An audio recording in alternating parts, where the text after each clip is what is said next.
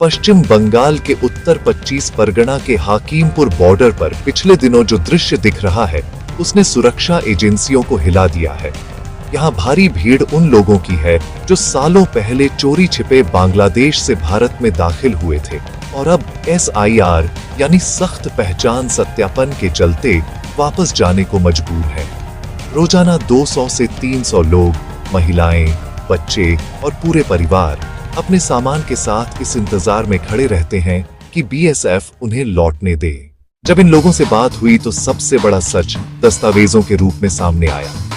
आधार, voter ID, ration card सब मौजूद। यानी ये अवैध घुसपैठिए भारत में न सिर्फ बसे बल्कि चुनावों में वोट तक डालते रहे, जिससे लोकतांत्रिक प्रक्रिया प्रभावित हुई। इसी भीड़ में मीठू मोल्ला मिला।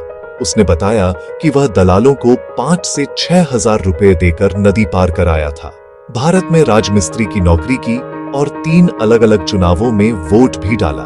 उसके पास भारतीय और बांग्लादेशी दोनों तरह के कागज थे जो अब उसके लिए खतरा बन गए हैं, क्योंकि SIR की जांच में हर दस्तावेज की कड़ाई से पड़ताल हो रही है। एक और चेहरा था, मेहंदी हसन। लगभग 20 वर्ष पहले वह अपनी बीमारी के कारण परिवार के साथ अवैध रूप से भारत आया और फिर यहीं बस गया। मेहंदी कहता है, अगर हमारे पास भारतीय कागज होते तो हमें वापस नहीं जाना पड़ता, लेकिन SIR शुरू होते ही उन्हें लगा कि अब लौटना ही सुरक्षित रास्ता है। BSF अधिकारियों के अनुसार पिछले 4 महीनों में ऐसे लोगों की संख्या तेजी से बढ़ी है। ज्यादातर सन 2011 से सन 2014 के बीच भारत आए और विभिन्न जिलों में बस गए। सवाल यह है कि इतनी आसानी से इन्हें आधार, वोटर कार्ड, राशन कार्ड किसने जारी किए?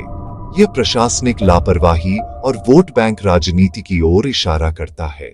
हाकिमपुर बॉर्डर पर दिखती यह भीड़ सिर्फ लोगों का जमावड़ा नहीं, बल्कि उन सालों से चलती अवैध घुसपैठ दलाल नेटवर्क और सिस्टम की ढिलाई का प्रतिबिंब है। महिलाएं, बच्चों को उठाए पुरुष गठरी लिए अलग अलग इलाकों से आए परिवार इस डर में हैं कि यदि पकड़े गए तो जेल और देश निकाला दोनों का खतरा है।